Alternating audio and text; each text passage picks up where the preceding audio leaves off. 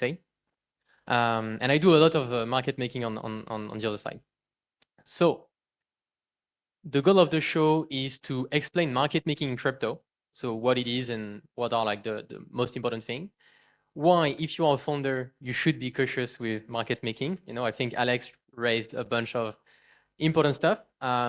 Then I want to reveal treasury management because that's something nobody talks about in crypto, but that's one of the most important thing I would say. And then of course, like I wish I could share more, but I think I'm being recorded and everything. And you know, the mafia or like all this space is very important. So I will be cautious. And of course, everything I will say is like not a market making or financial advice. So I've worked in TradeFi, in HFT, and then I worked in crypto in market making in few shops. And there is key differences. The first thing is like in TradeFi, when you do market making, you are not hired by a project or like a token, like or like a stock being listed, most likely. So you just trade the flows. So liquidity is super high. You have a lot of dumb flows, like very big pension funds, very big institutionals, like throwing a bunch of orders daily, you know.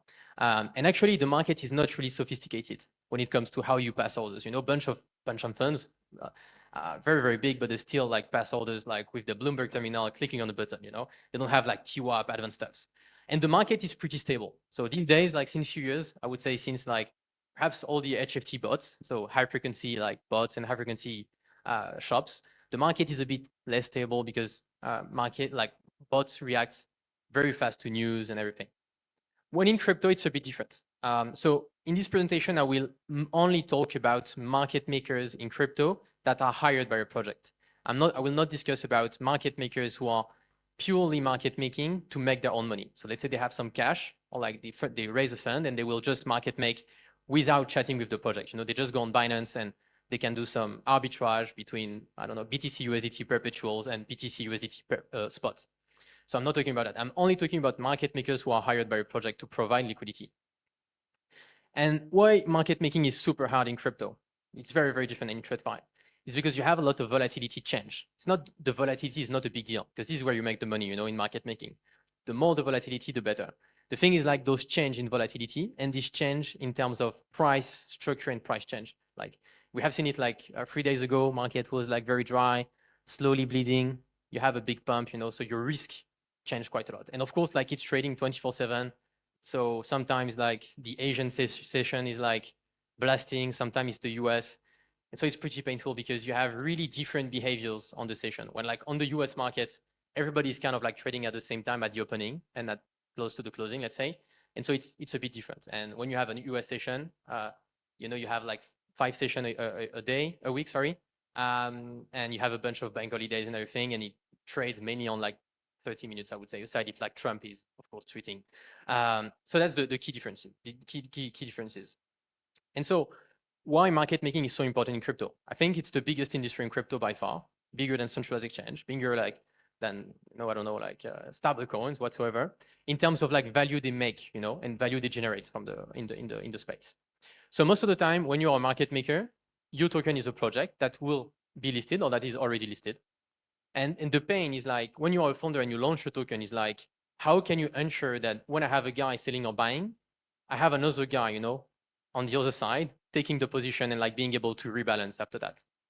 And also like the big issue you have is like, you are a founder, you are sitting on a lot of tokens. What do you do with those tokens? You know, of course, you don't want to sell them to not plummet the price, but you want to have this token active in the success of your project, you know. So that's why you have market making. And of course, like you want to increase the liquidity, you know, when your project is listed. That's why we have vesting schedules, because you want to be like, it will take time to build the liquidity, you know. And it's very important to, when you're a founder, think of your TG and then think like, when I have TG, like, so my token is getting listed, what are the things I will do to improve my liquidity roadmap? Where will I be listed? Why? What's the cost of that, you know? And we can criticize all centralized exchange because like you have to pay horrible fees to get listed. But in the end, you know, it's the business, you know, go open a centralized exchange and make money off that, you know, it's very competitive, you know. And we know that centralized exchange don't make money off fees. because it's too competitive. You know, you have Mexi putting fees at 0, then Bybit putting fees are in negative, you know, and most of the guys like us, we trade with negative fees on all centralized exchange, you know, so we are paid by centralized exchange, imagine. So the business is not really there. So they have to figure out other ways to sustain. Otherwise, they have to trade against the clients. We know FTX, we know Lambda Research, and all these kind of things. And so the role of the market maker is purely like, I have a contract with a client that is like a founder with a token listed, and I will just try to basically provide liquidity, so fill the order books or do something on chain to make sure that when a guy is buying, no matter the amount, I will try to minimize the market impact. And that's the thing I want to do. More or less sophisticated, I would say. And based on like the size of your project, the strategies or the thing you will do will be very different. And that's why it's so hard for the founders, because when you're a founder, you don't know really well trading, you don't know well market making, and the playbook is very different based on like the type of project you are, where you're based, where you list, the size of the project, what time of the market it is, you know, like we see it on TG, we don't have buy pressure because, you know, retail is like not at its peak, I would say. And so the issue is like market makers become very predatory just because like they have to make money, you know, it's like, and so they can become very predatory. So now I'm going to explain a bit more like, so most of you perhaps knows it, you know, but how is it working? So here's just like another book. So you have all the guys posting orders, like they want to sell, and guys posting buys, they want to buy, and they buy at the price they want. And so a market maker will come here, like try to fill the order book a more or less advanced way to basically have some guys who wants to buy or sell, and so cross the spread. So the spread is basically the difference between the best bid and the best ask. So it's like a $10 spread here. And so we have the mid price. That is a fake price. That's just like the exchange showing that. And so you have the market makers like posting here. And so let's say you have user A buying, user B selling. They've just crossed the spread 2 times and they make the money of that. And so then if we look at how it's going on, so a heat map. So every like purple zone is like where you have orders. And the more it goes to the yellow, the more orders you have. And so for example, you have a guy here that posted like let's say a big orders for what the liquidity is here. And so he got filled, perhaps he removed it, but let's say he got filled because the price went up. And so that's the thing you want, is like you want to have your chart with as much liquidity as possible. And liquidity being consistent, and of course being posted when your tokens need it, you know, because most of the market makers, they will post when it's pretty easy to post. And when, let's say, Trump is tweeting, they will remove all the liquidity and let the price decide where it goes. And so then you have your chart looking at that where you have a bunch of orders all day. And so to give you an idea, is like some market makers, the biggest one in the industry, they can do up to few % of the daily volume of the whole crypto. And so if you take, let's say, the 20, 30 biggest market makers in the space right now, they are perhaps like 1/3 of all the volumes, you know. In TradeFi, it's even worse. You have 10 shops doing, let's say 50% plus of all the volumes, you know. So those guys, they make the market really, really. And so market making crypto is something unique because we are a bit in the middle of like, we have very volatile markets, kind of like the old banking way, like 30 years ago, but we have really advanced infrastructure. Like it's pretty easy for a random guy to basically understand where like Binance have the servers, being able to host a machine on Binance servers, and being able to like trade with latency below 100 milliseconds on Binance. And then they can do some magic, you know, which is very, very unique. You know, you can't get this setup in TradeFi. It will cost like hundreds of thousands of dollars. And so that's why market making is kind of like old banking in terms of how you manage risk and how you basically get the feeling of the market, and super deep infrastructure. And so here you have like some bunch of buy sales orders. This is just a market maker posting liquidity and getting filled all day. And they try to make money off that. And so you have a bunch of very important things that concerns your token. What's the liquidity? How do you measure the liquidity? So for example, for this given token, how much do I have to sell or buy on this dedicated centralized exchange that is Bybit to make the price move -2%, +2%, +5%, -5%? I have 1% of the supply. Am I able to dump the token to 0 just of that? Should I do that, you know? Is there a rule that allows me to not do that, you know? These are like all the things. And so that's why you are on a market that is starting to get regulated. There is a bunch of practices that are still done that are kind of like unfair or like illegal practices. And so that's why as a founder, it's your role and your duty to focus on that, to avoid being like scammed or like being like, let's say, I would say used by a third party, just a guy entering the room, buying your token and like getting a loan on you and then trying to screw you, you know? So you have liquidity, you have volume. Volume is a very interesting thing in crypto because it's very easy to fake, unfortunately, because big market makers have negative rebates, so it's easy for them to fake the volumes. Then you have the spread, so how much it costs just to cross the spread. You have the depth, so how much liquidity you have one side or the other side, how much it costs to pump the token or like make the token goes up. If let's say you have a new investor that is bullish on your project and he's like, okay, I want to allocate 100K. If he does that in one click, what happens, you know? And this is why you have market makers, because you want to basically smooth the price, make the price looking good, and not have like those weird weeks or the things. And also, you want to indirectly, as a founder, pocket the money of the flows that you are getting, because otherwise it's like given to like a third party, and it's your project, you know, kind of. And then you have the price action that is very important, and this is where like you have to work. So now that we understand a bit more market making, I hope, why pure market making is hard. So what is pure market making? It's just me. I go on Binance, I create an account, I put like 1K, and I start to market make, let's say, Solana, USDT, USDC, whatsoever. It's a game of like collecting the spread and the fees. So every time a guy crosses the spread, so buy in market order, I'm able to collect a super small fee. And I do that, so I collect the spreads, what we say, against an inventory risk, because I post some liquidity. And so let's say Trump is tweeting, like I have some buy orders, I get smashed, I lose some dollars, you know. And then you have to imagine that I will not, when I put 1K on Binance, I want to market make with more than 1K. So perhaps Binance will give me a loan. Perhaps I will be able to leverage myself, all these kind of things. And so I end up having, let's say, a $10 million balance sheet, but perhaps a 200, 300 million exposure on the market, let's say, depending on the strategies I'm doing. So you understand like how fast things can end, you know. And so this is here, for example, a typical example of like, you have a market makers or like few guys posting liquidity. So when it's in yellow, the more it's in yellow, the more you have orders posted. The guy is like, we're posting, and at some point they stopped. Perhaps they know something, or perhaps they, I don't know. But, and so, of course, when they stop, price action will be different, and it will behave a different way. And so that's why I see so many founders these days, like since I think it's a trend, six months, they're like, oh, Julian, I don't want market makers. They're all scammers. I don't want that. I don't want that, you know? And in the end, the thing is like, you can enter a vicious cycle of like, you don't work on your liquidity roadmap and like, what's the next steps, you know? Because in the end, when you're a founder, why like when you are in Web2, you want to IPO on NASDAQ?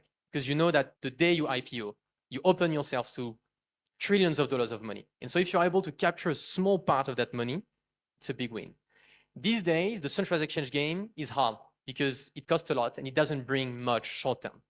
But over the long term, it brings, because it helps you build the liquidity, and it also helps you, when the market is good, being able to build treasury and everything. So we are going to discuss a bit more about that.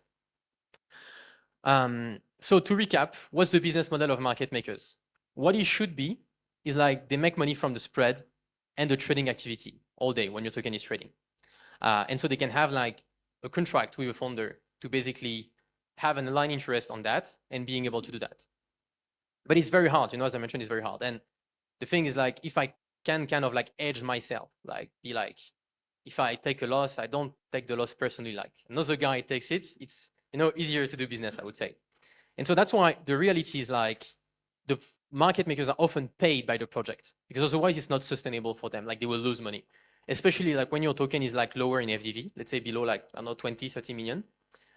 You have to kind of like bootstrap the liquidity, and like, you know, it's kind of like an expense.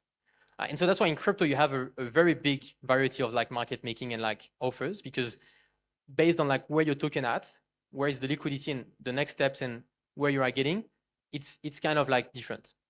And of course, the worst case, and this is the thing you want to avoid, is like having a market maker betting against the project. So what we mean by that is like the market makers we have a skew on you. So they are not market neutral. Market neutral means you give me, let's say, $100 worth of token. Let's say your token is like stable. After 1 month, I should have almost the same thing, like all delta of like few percent. But if like in 1 month, I have $0 of your token and like $200, you understand that there is something weird, you know, what's going on. And so let's say what I would say is like, you're a founder, your project will be listed. I told you, send me some tokens, everything will be all right. We are friends. Then I'm selling all your tokens, because I'm like, I want to make money, and yeah, we'll see. And then your tokens goes down, down, down, down. And let's say you give me like $2 million worth of token. I pocket like $2 million of USDT. Your token goes down. I buy back all the tokens. I send you all the tokens. I'm like, thank you very much for your help. And I'm pocketing like lots of money. When I have done that, I have basically like, I don't know how to quote it a nice way, captured value that the founders or like the community should have taken, and I'm not bringing value, and that's the most important thing is like, market making is a cost.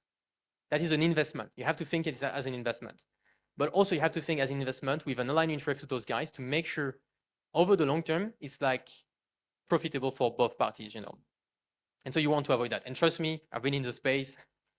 I can quote some stories that are insane of like the things we had, and even in the past and still now, And so that's what we call like the market maker dump kind of, So we have many founders saying market maker dumped on us, Is it true? Is it false? Sometimes it is, sometimes it's not. But the most important thing is like, it's easy for a founder to blame the market makers or the centralized exchange, And we have still seen, yeah, go ahead, go ahead.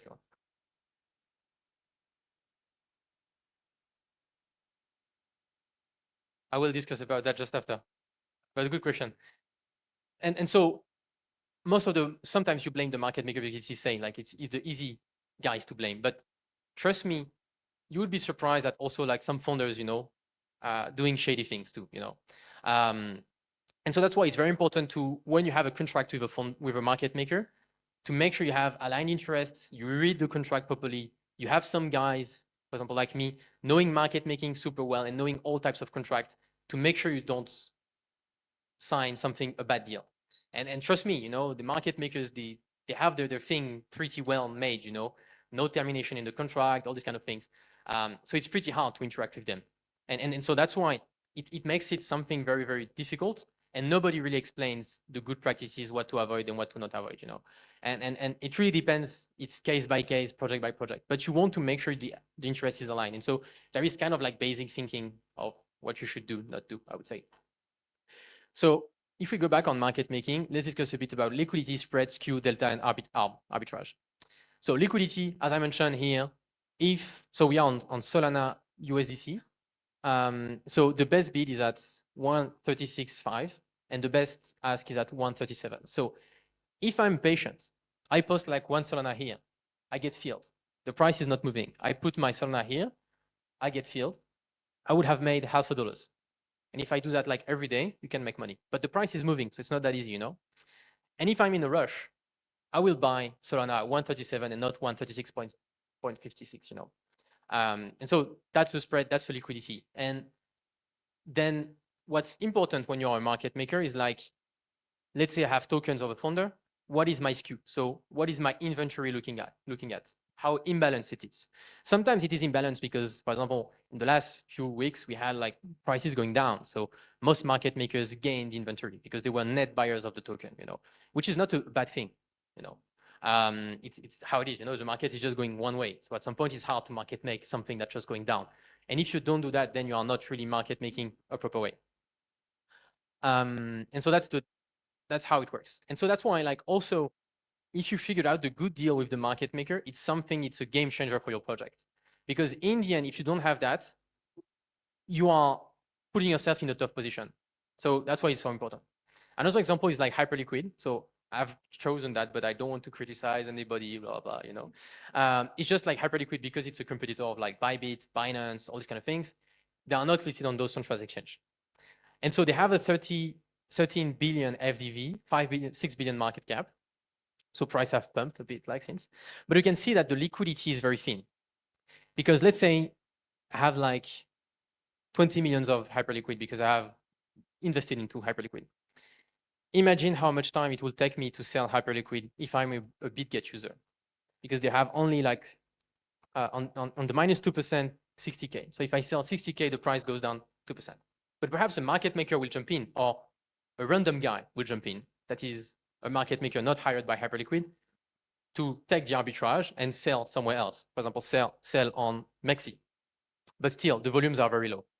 And so that's why in crypto, we have those moves of like the tokens going down crazy and the tokens going up crazy. Because no matter the FDV, what matters is like how much buy pressure or sell pressure do I need to make the token goes down? That's the thing, the most important thing. And so that's why I think a good example is meme coins. You know, we see like some recoveries on meme coins because I don't know, like for example, let's not quote name, but like some meme coins, they don't need much buy pressure to basically go back to all-time high, especially with the AMM on chain. It's like even worse. So you're a founder. What are the risks with market making? So it's something very important, but there is some risk. So the first risk is having a market maker that will basically be bearish on you and bet against you. And so selling tokens to buy back lower. Or doing the opposite things, buying more of your tokens because I don't know, they have an information and selling it higher. Like it's not good practice, you know, it's illegal. So most of the time, founders criticize market makers saying like, I have a bad deal, I want to change, blah, blah, but they sign the contract. Why? Because most of the founders, few days or few weeks before they TG, they're like, oh, I have to find a centralized exchange, I have to find market makers, and they sign like everything, you know. So most market makers, they come at the end with all the papers and they're like, yeah, more appealing, blah, blah, and you know, you sign. Also, you have a big conflict of interest between market maker and clients, a lack of transparency, you know. And so it's also a question of like, are you custodian or not? Do they keep the custody? If they keep the custody, what are the proof they give you to showcase that they are doing the job the proper way? No, I would say to really avoid unfair and like illegal practices. And you know, we haven't seen it with the past with Alameda and like so many other guys, like crazy stories. You have to be aware of that. And that's why you really have to be focused on like making sure everything is aligned, monitoring it very closely, you know. And so that's why for us, market making is very important, but treasure management is very, very important. And that's kind of like a secret of the industry of like the big project, making it big and sustaining that high, you know, like why is Cardano still so high? You know, I think some people can question themselves. And we've seen like crazy stories with Solana, you know, on the treasure management, all the market making they had that really plummeted the price. So to recap, be careful with market makers pitch. They will often use complex wording. They will have no transparency of like send tokens we discuss after, you know. So that's a big deal. So that's why you need to have someone in your team that knows trading, that knows market making, that knows how to interact with those guys, to play like a third party of trust or like something. Because if you don't have that, you will have issues. Then be careful with like some complex offers of like loan plus double call option, all these kind of things. Be really cautious, you know, of what you sign, because in the end you have a contract. And once you have signed something, it's very hard. You know, it's like if it's a 2 years contract and like you send tokens like to run to a guy, you know, you have tokens for 2 years. You know, it's very hard to stop that. So most market makers, they throw money. So they throw money a bunch of various ways. But be careful, you know, sometimes they try to bait you with even big figures like 50K, 100K, 200K. Even we have seen like some stuff like even higher just to get the deal, because, you know, it's like an investment. They put 200K and then they are able to get back millions of dollars. And so that's why your focus should be, is my interest aligned with those guys? Do I know those guys? Have I met, can I interact with them? You know, are they not like hidden somewhere? Like, I don't know, what's my liquidity roadmap and what's my long-term vision on my project? Because the most important thing is like the long-term vision. So here are like, I would say 4 most common market maker deals they will offer you. So there is plenty, but these are like the 4th like that often goes back on Twitter, let's say. So you have the loan. So what a market maker we told you is like, would be like, send me tokens, everything will be all right, and you don't have to pay anything.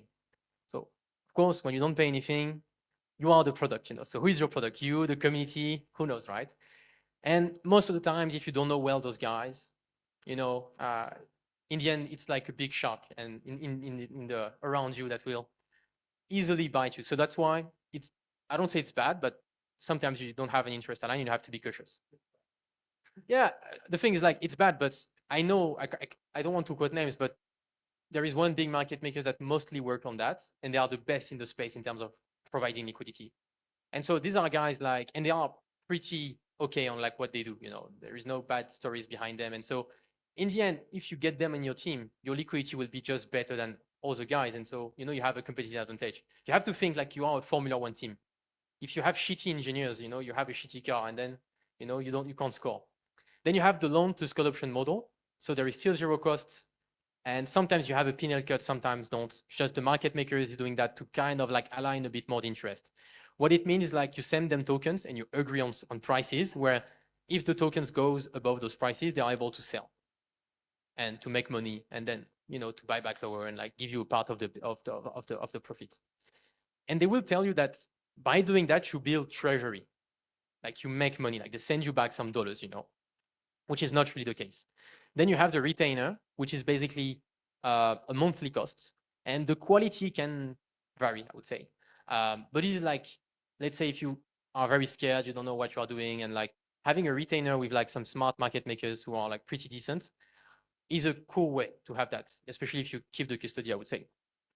But the thing is like the best ones do loan because, they are in the space since a longer time, they have better infrastructure and everything. And for us, what's very important is like treasury management. And most of the founders, when they go to see a market maker, they want to build treasury on like think treasury management. But a market maker has to remain market neutral. So since they don't take directional trades on your token, they should not be able to build treasury kind of, because if they do, if like there is an issue and someone is paying the cost, your community, your investors, I don't know, but someone. So if I were to do difference, so of course it's not a financial advice, not a big disclaimers here, but market makers are not treasury managers. So that's why you need to have a separate setup of like, you have your token, you have your centralized exchange, you have market makers, and you have treasury managers. And market makers, the goal is really to provide liquidity a neutral way, not knowing much about your project and kind of like being neutral.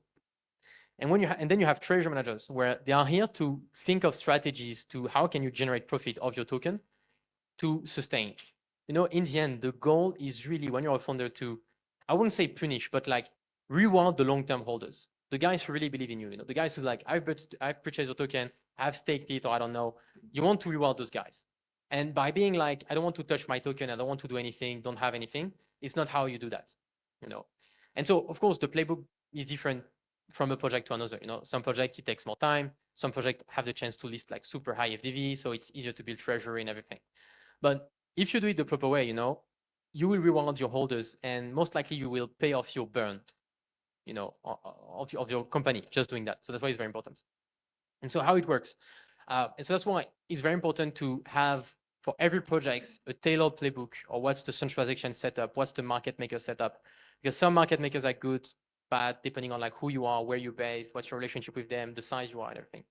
But the most important thing is like you need to have like the team with the founders really being focused on that. We see too many projects where like there is a guy like the intern managing the market makers, and then you have the founders being like, I have to build that. I don't want to take time doing that and everything, which is very bad decision because it's so important. And so you need to have some kind of like treasury management strategy, also to have some guys kind of like third party that have aligned interests with you that perhaps you will not have with the market maker, because it is how it is. It is the industry, right? It's hard to change. I think Alex raised a bunch of cool questions, but it's hard to change the market. It takes time. And so having like basically a third party helping you build treasury like a proper way, managing the market makers, making sure they do the job if there is some issue, so trying to solve the problem. Same with like centralized exchange. I think some guys before like asked question regarding that, and we have seen many centralized exchange doing weird things. So that's why you want to monitor that. And if you don't have the tool as a founder, just looking at the order book, you can't, But if you have some guy streaming all the trades, all these kind of things, you are a bit more prepared to, if you have an issue, being able to negotiate with all parties, I would say, to solve the situation. I think we had like a token, you probably know it, right? That went down like 90%, vaporized like billions of dollars of valuation. And do they know what happened? But just us, for example, we were monitoring it, and just by the things we were monitoring, we have an idea of who is guilty, who is not guilty. And so it's pretty easy, because when you have like that, you're able to go check the counterparty that fucked up or that did something shady, and to pressure. And trust me, it's crypto, your reputation is very important. And I think that's the key thing in crypto, is like every time you interact with a third party, you have to be like, okay, perhaps the interest is not really aligned, but reputation will align our interest, because in the end, when you are a big centralized exchange, you don't want to have crazy stories circulating, and I think that's why the industry is like how it is today, because too many founders remain silent and don't know how to deal with those issues, because they are kind of like, oh, I got scammed by this market maker, and then they don't do anything, they don't collect any data, and just times goes and they forget, and everybody forgets, and we move to another project. So that's why it's so important. So that was it. Happy to, if you are like have a token listed or whatsoever, to discuss a bit market making with you, your setup, and also the liquidity roadmap, to make sure like you have the key things in mind. There is a bunch of things that I wanted to share, but it's always hard to share. But feel free if you have like any question, happy to answer them.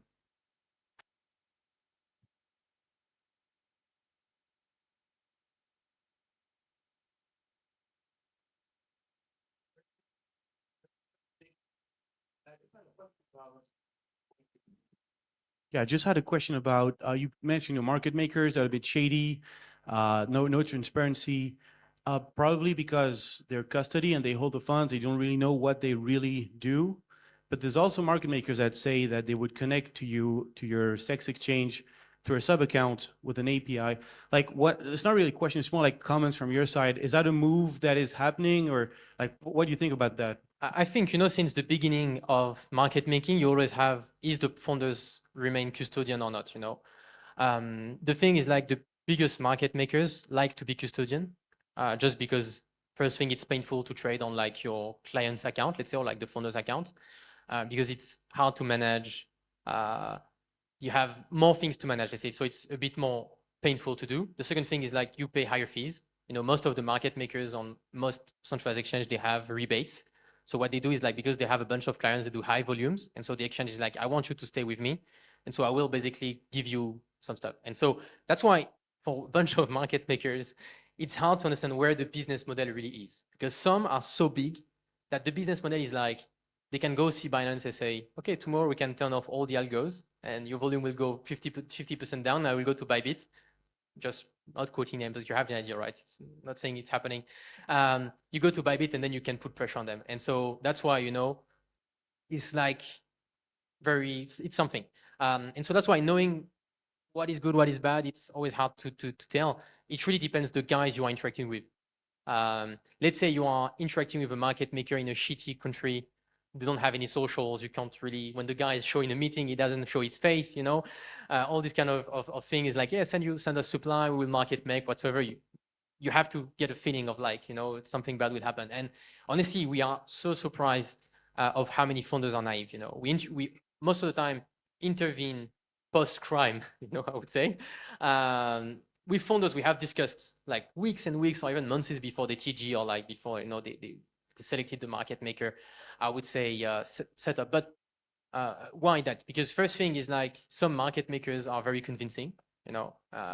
There is a bunch of bribing in the space and everything, sometimes in the team, and sometimes the founder is like, I'm focus building, doing all the things, and you have the intern, kind of like being corrupted and like, kind of. And also because like, sometimes you want to be like with the biggest guy, and so you take a bad deal, but so that's why I would say like there is no, I would say yes, no. I really depend. It's more case by case, depending the market maker, Um, but yeah, I think, especially, there is so much lack of trust these days that starting with you being custodian, like trying to be like, yeah, it's not negotiable. Why not? I mean, that's something you can definitely ask. And if it's a no for market makers, then you just move to another one. It's okay. There is, yeah. So what do you do? Like the founders will do like a corporate account, let's say on Binance, and they will put like tokens and like cash, and the market maker will trade off a sub account of yours. You don't send them the tokens and they trade on their accounts. Yeah, but that's the thing that, for example, Binance will be like, I will not give them rebates, but on their accounts they have rebates. And so they are able to market make, but a less efficient way. They will make less money, and also it doesn't boost the other part of their business, because when you're starting to become big, it's interesting to have one account that is just like flying in terms of volumes you are doing, just because you get rebates, you get more things, and Also, you have a bunch of, I would say, advantages that centralized exchange can give you, revealed or not, I would say, to just have a faster car. It's Formula One. It's very competitive. You have so many guys. Imagine, it's a free market. You have some regulators, but it's hard these days. It's hard to control everything, and it's a free market when everybody can interact with your token. We've seen it with one centralized exchange recently. They had a bug in market makers in quoting. How in few hours, they can lose so much money. So it's very yeah, I would say it's Formula One. Like you have to push the car to the limit, and sometimes you crash, or you have to avoid that, I would say. Yeah. Uh, so one key piece of information that we missed in the talk was DEXs. So a lot of founders right now think about just launching on DEXs and not even considering centralized exchanges because of the listing fees and all different things. But we all know that obviously centralized exchanges offer a much more efficient market, even in liquidity plus infra and all of that. So what are your thoughts in terms of the founders just considering DEXs? Plus, my query would be like, what is the limitation for market makers to not actually make like a good amount of marketing DEXs? And why, after all 10 years of AMMs coming in, slippage and impermanent loss is still a very big thing in like basic liquidity provisioning? It's a very good question. So I'm a really centralized exchange maximalist. Like I like on-chain, everything is cool. The issue we have with on-chain is like central order books are working pretty well, honestly. Like if we are here, it's working pretty well. It's pretty easy to do. It's pretty easy to have the connectivity. The issue with on-chain is like you have different custodian risks that are very high. You have, because you need to have the private key to trade. So, it's very, very, very, it's like, I don't know, it's very like, it's different. So that's the first thing. The second thing is like AMM V2, even V3 sucks, Why? Because it's very hard to solve the problem. People like in crypto, like, yeah, we invented AMM V2. It was invented back like a long time ago in the bonds market, like they were trading kind of like a similar kind of like model. And it's could be very painful for founders or for everybody providing liquidity. It costs a shit ton of money, and sometimes it costs way more than just having market makers on centralized exchange. But it's very important because most of the users, many users are moving on chain.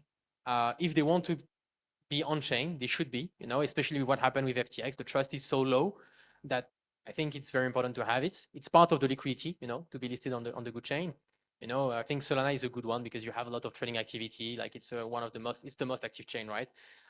So it's interesting to be there to try to attract those users because there are users that will probably not be like whales or like, guys like you can have on Ethereum back in the days, but still they are very interesting because they bring activity, they bring price action. That's the most important thing for your token. If you want to survive, it's like having price action because it's not about the token going down. Token will go down because of the market, because you have a black swan whatsoever. But what's important is like to have this activity. You don't want to have a token that is kind of like that. And you don't want to enter some shady market making things where you have guys wash trading and everything, where it's illegal because you are fooling the investors. So there is a bunch of stuff that is a bit more advanced in market making, fair practices and fair practices. Then when it comes to should you list on-chain or centralized exchange, I think there is two playbook. And once again, I'm very biased. It's not a financial advice whatsoever. I think centralized exchange are very important because it's an easy way to attract a bunch of users to also, when the market is hot, get a lot of traction easily and grow the liquidity roadmap. But it costs a lot. And so that's why I think there is two types of project. There is project that, let's say, list at 100 million plus FDV. They have fundraised quite a lot, and they are able to afford like a Bybit, a Binance. But once again, also be very cautious here. You have to negotiate the terms. Don't take every deal whatsoever. And then on centralized exchange, there is centralized exchange that are very expensive and very cheap these days for primary or secondary listings. But founders don't know that, But for example, us, we monitor like all centralized exchange listings and secondary, so we know we have an idea of like what is a good return or bad return. And in the end, everything you have to think of when you are doing those liquidity choices, like what's my return? How much am I spending to what I will get?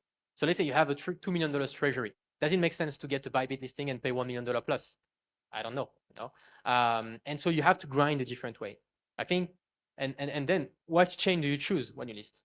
We are a big fan of Solana here, all here, but it's a big choice because but let's say you are based in the US, people are less like using Solana on chain, for example, compared to like, I don't know, in Asia or like even here. So there is a bunch of like variables, but I would say it's very interesting if your token is below 100 million, and based on the treasury you have, to list on chain, have something very transparent, not really overthink in terms of market making or what you can do, because in the end, the AMM does the market making, you know. And yeah, but most market makers are not really comfortable being on chain for all the custodian risk, security risk, front running risk, execution risk, MEV, impermanent loss, and also because they will do some activity on chain that will be easily to be spotted, and they can generate a bunch of fun. Because in the end, community members, when they see like the founder selling $1 of token, they're like, he's a scammer, you know, he rugged. When perhaps he's just doing that to provide liquidity or, you know, to help the market. And so that's why it's very hard on chain. And then you have like hyperliquid, all these kind of things, but of new venues, I would say, it's harder to comment on them because I think the price is high for what you get for now.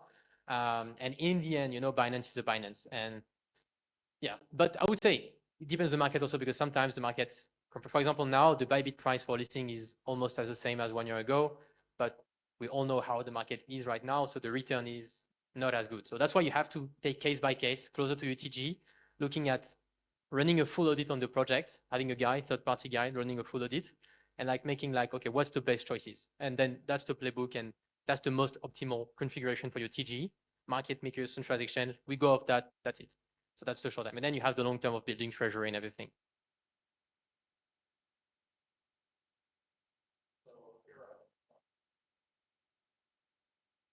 Okay, sorry. So your project and you got your ducks in a row, you know, you have your package together, you're starting to move towards an exchange listing application. When is the right time to start talking to you, knowing that market makers all have relationships with the exchanges? Yeah, I would say when you start your project, day one, even though you list in 2 years, because we see too many funders going very close to TG.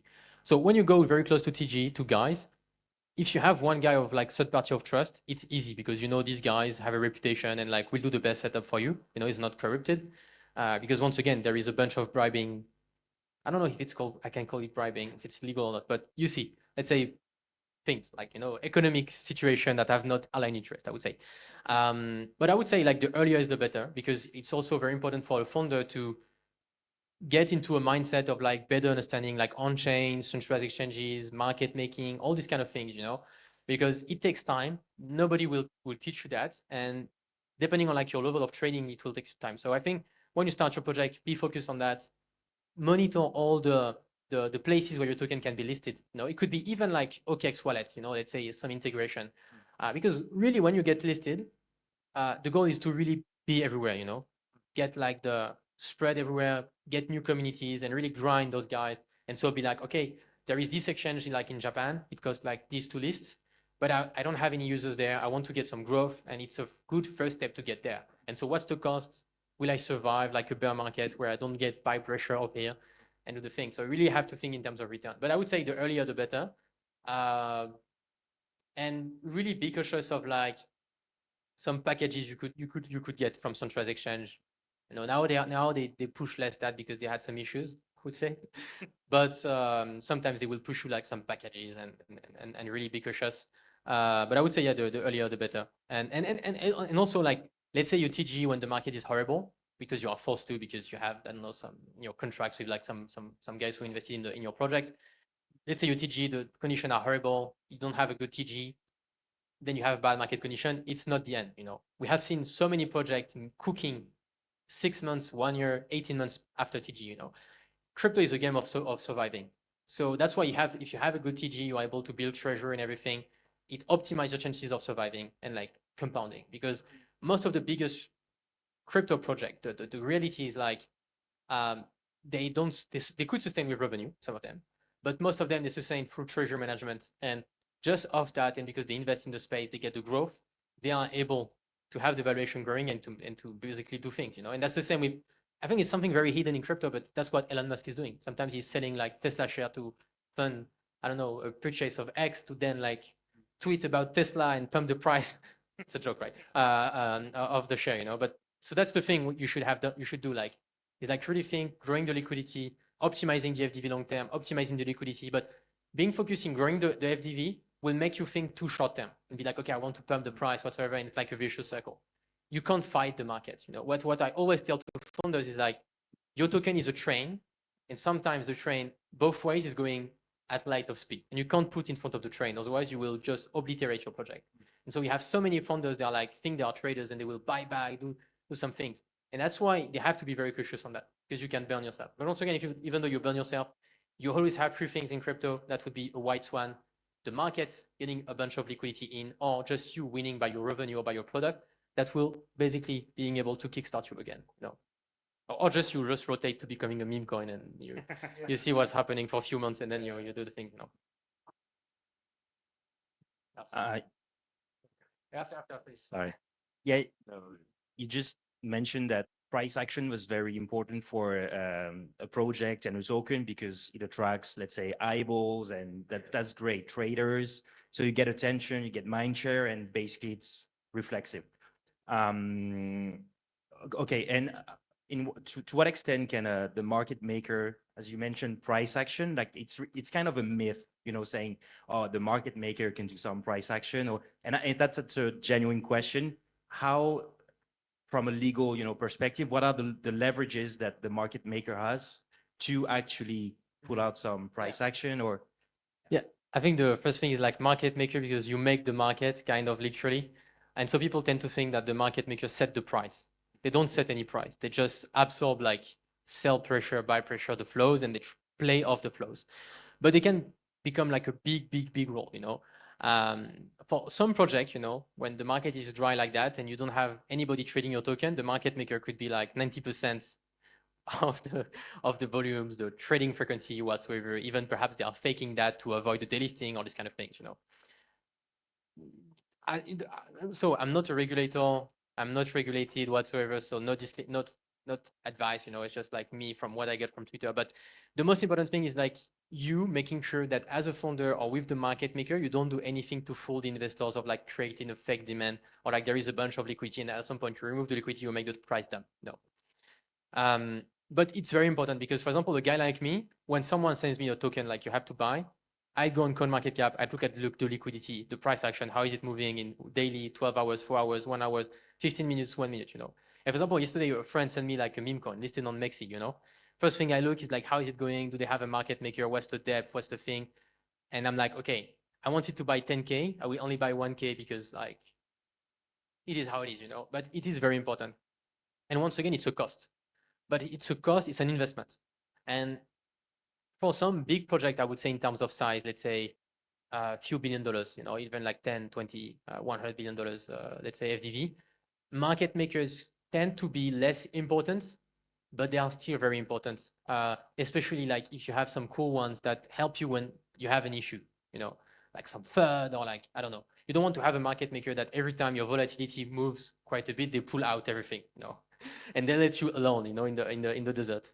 You want to have guys that still, and so that's why you have to think of like the market maker is one of your team member. And so if sometimes he has to do things and he will lose money, but it's good for the price action of for the project, he has to do that, you know. And we see too many cases where the founder is like, this motherfucker, they make me lose like some money, blah, blah. But I'm like, but it was cool, bro, because without them, perhaps your valuation will be lower. And so you will have lost way more money. And also they helped on the price action, you know. And it's hard for the founders to kind of like get it, you know. And so that's why I think the best setup is really to have like treasury managers, third-party guys that know the shit very well, and that will be basically advise you at a soft way, hard way, or like they will do everything, kind of, you know, to make sure like you have a guy that really understands that and do the best thing, you know. And for example, for like a project we advise, you know, at the beginning, you know, the guys would be like, yeah, quite a big one. They were like, yeah, fuck all of them, blah, blah. Trust me, they had 2 months of trading, you know, and they started to have guys shouting because of the liquidity, because of all the things. It's crypto. If your project is above 50 million FDV, you are listed in like major centralized exchange, you kind of like are forced to have a market maker. And in some projects, like they pay a Bybit and then they can get delisted, you know. So it's a big loss you get. And so that's why it's kind of like mandatory. You just need to have a proper setup. And it's hard to get the proper setup because you will, like, market makers will lose profitability if they start to chat with you every day and like they're lying, we do that, you know, all these kind of things. But in the end, this is what you want. Like you want to have something really tailored. But really, I could go on CoinMarketCap and show you some project I know, like some market makers are doing a lot.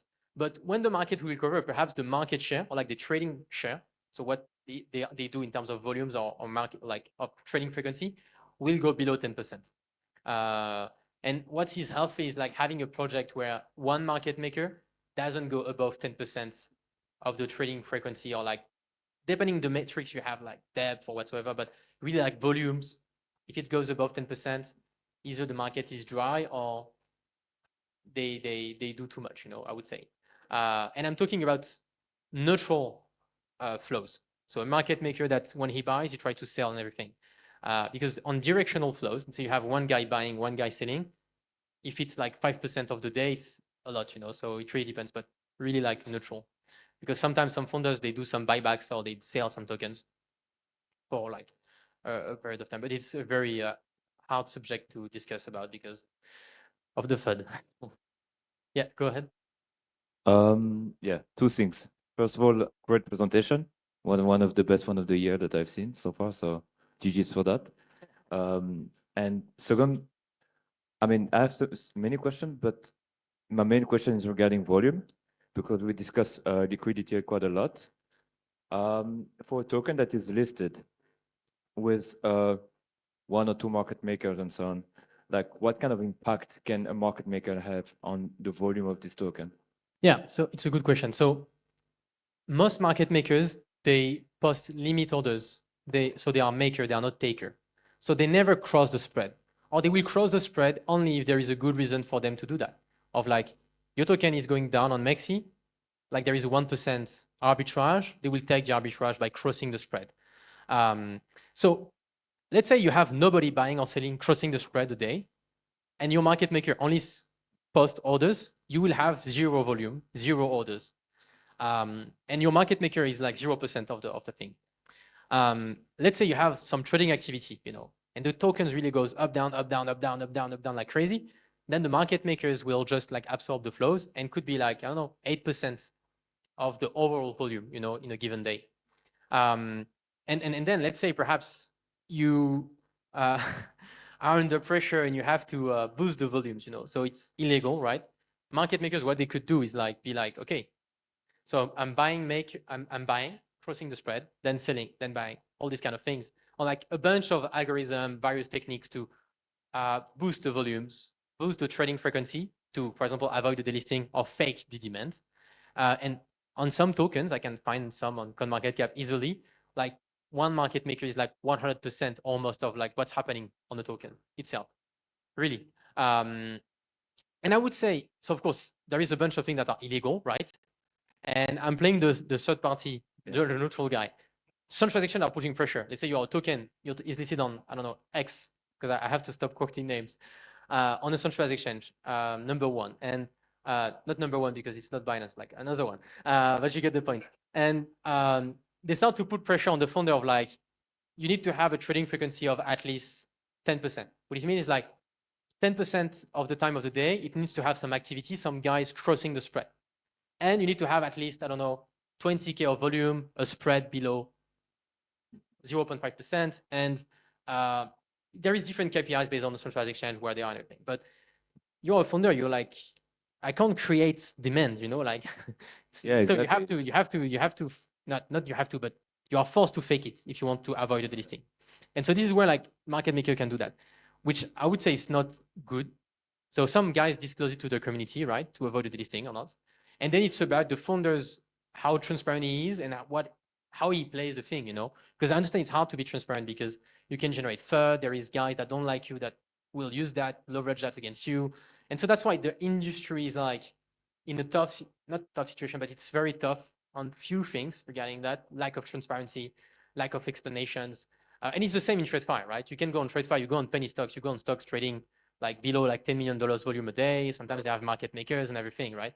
It's just that it's a bit more regulated and it's way more regulated. And when there is a predatory behavior, the punishment can be like huge, I think we have seen some guys who are doing insider trading in the US, like they made like a few millions of dollars, they got 20 years in jail, and in crypto. So people get punished to do wash trading.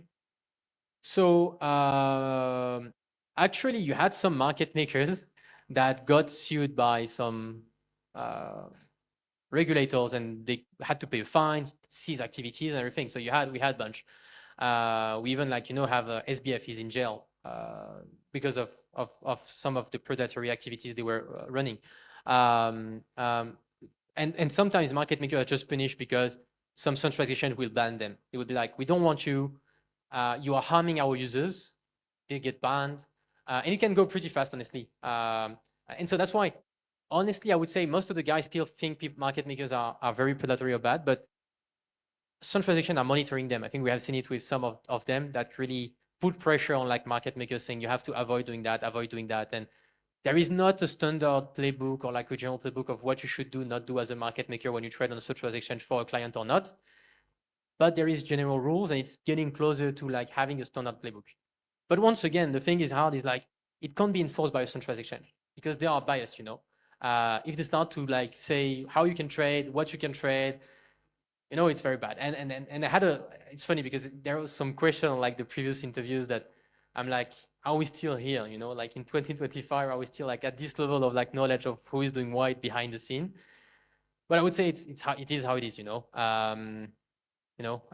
It's crypto. Some guys do things to survive that are unfair, but they have to get caught and get punished, you know, for what they do, I would say. Thank you. Merci. And honestly, do the exercise of like finding some tokens randomly on CoinMarketCap, trying to figure out, do they have a market maker? How is the prices moving? Is there something shady in the 1 minute time frame and everything? And you will get like a feeling of things. I have a question. Like, okay, I don't care for 1 billion, 3 billion tokens and stuff. That's like only like 1% of all, less than 1% of all tokens on the market. But like for the early founders, for people who are having tokens for years, but they have like between 10, 15, 20 million, like what to do? Because I I had like my couple of tokens projects and stuff, and then like text is calling you and say like, wash trade, your like volume is down, like you need to be like above 100K. So I think like we are still in wild west. You know, like Wall Street, it's regulated now after like 100 of years. So, and we are like in cage for regulations for market makers and trading, but also it's I think it's not easy to regulate it because there is so much different strategies that they can use, market makers, to still earn money and stay away from regulators. But like, what do you suggest? Like, what is a good approach for, let's say, like a average token if they have like dexes and sexes in the same time? Like how to find a good market maker, not to be like ripped off like god bait of FTX or everything what happened before. Yeah. So that's a good question. The first question is like, when you are sitting on tokens, the team or like an investor, it's if you are able to sell because of your vesting schedule and everything, then you can sell. Just what we recommend is like, sometimes investors go through a market maker to sell a proper way, you know, avoiding like damaging the price and minimizing the price impact, because that's the most important. When you are a founder, you don't want to have one guy going either way and like moving the price too much. You know, you want to make sure like it's done the proper way. And so that's first very important thing. Second thing is like, you know, people always be like, I have like those guys, for example, the thing that we heard like quite a lot is like on big names, like let's say Sui. Some guys like, oh, he had $10 million, he dumped the price. You know, trust me, for Sui, like these days, you are rooted on multiple centralized exchanges. You are able to have some flows in and out of like crazy ones without impacting the price impact and doing it a short way, you know. And when I worked before, like we were sometimes edging ourselves like hundreds of like dozens of millions of dollars, like say on Bitcoin. And you can do that like a fast way, very efficient way, very cheap way in crypto. And that's why crypto is so good. That's why central exchanges are so good, because like when you are big enough, you are able to trade without any fees at a very low latency on so many venues and everything. So we had FTX, many venues went down, volumes went down, because Alameda were also playing a huge role in terms of the liquidity, and they were the interesting thing with Alameda is like they lost money because they were providing liquidity and they were not good enough. And so when you provide liquidity, you expose yourself, on the market. And so especially when you're on the market, on the books and everything. And so you have some guys, that monitor you, that they can shoot you, straight on the battlefield. But once again, to answer your question, it's very hard to say. And it's also like a choice of the founder of like saying, I want to go only on chain because it makes sense for my project. Let's say your project is about, I don't know, privacy and whatsoever. And like you're fighting, I don't know, centralized exchange and like your marketing is towards that. Why not? It's a playbook. But in the end, to answer your question is like founders that become in a situation where they're like, they get delisting, they get pressured by centralized exchange and everything, is like either they paid something that was a bit too high in their category, or they didn't pay the good centralized exchange, or they don't have the good market makers early on that, or didn't have any. And so it doesn't create that liquidity roadmap and that value. And so you end up 6 months after your token being listed and you have nobody really trading your token. Because when you're a founder, your KPIs is not the FDV of your project or the market cap, where like all the founders, they only monitor that. What's the most important is like, how many holders do you have in your community? How is your community growing? Do you have guys posting limit orders? Do you do trading competition?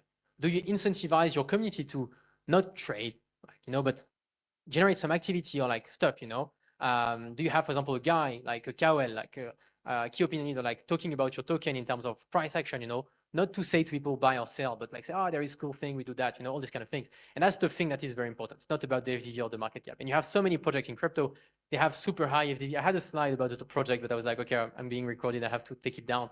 But it was 99% sure it was going to zero, or like I had to correct because it was fugazi, inflated, so Hyperliquid is a different example because since they are centralized, like competing with centralized exchange, they don't get the listing, and so they have to fight to provide liquidity or like to defend the price a different way.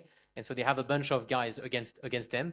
But I would say you have to start early on, really focused on the liquidity roadmap when you're a founder, and have this topic like on the team, monthly team call, weekly team call quite a lot to monitor that. And also be not the founders we always see that are like, can you pump the price or pump the price, not looking at the liquidity, not looking at how it's evolving, oh, I'm losing money, complaining, You have to understand that it takes time and it's crypto. You can't fight the market. You can fight if there is nobody who wants to trade your token because it's like that, You can't fight when, you have a bear market or whatsoever, but you still have to build and like be focused on like, yeah. You have to focus on the metrics that make sense, liquidity, depth, how is it evolving, and also comparing yourself to other projects is very interesting. And that's the thing we help most of the project on is like there are X valuation listed there. We are able to monitor like how good they are, in a benchmark that project they are able to compare themselves to, to have an understanding of life. And what is the next big play you have to do in terms of liquidity roadmap to improve that, and it could be like just doing a live in your community every week, but that could be something interesting just to show more activity, have some guys being more interested about your token. And that's why meme coins have such a strong product market fit in crypto. It's just because meme coins metrics are not about FDV, they are about community. And so that's why most of the meme coins, like founders or like, let's say it's a CTO, community takeover, when they think about the token, they think more about liquidity roadmap. And so that's why meme coins are winning, because you have Solana, good infrastructure to access those meme coins, to access all those people who want to trade those meme coins. And then you have something a bit more organic, and you don't have predatory guys like centralized exchange or market makers or, doing that, doing like shady thing that capture the value of your FDV and that you don't give back to your community. But I'm often surprised that so many like guys, even community of like in meme coins, they are like, token is down, it's okay. We are testing the community, like, okay. And then we're like, okay, what's the liquidity? What can we do? How can we grow the number of holders? How can we be somewhere else, like do some BD growth, and that's why most of the meme coin teams, like the let's say the biggest one on Solana, they are winning for a dedicated reason. It's just they are better than a bunch of utility projects that's just like building in secret, waiting to have a crazy product market fit, generate revenue, and like be like the next ChatGPT, and then they will make it in the FDV, which doesn't work that way. Or if you do that way, then why not? But it's a bit harder. Why Elon Musk is still tweeting about Tesla, because he understands that if he can mamify Tesla, it's better for him in terms of valuation than just building and like doing some public statements.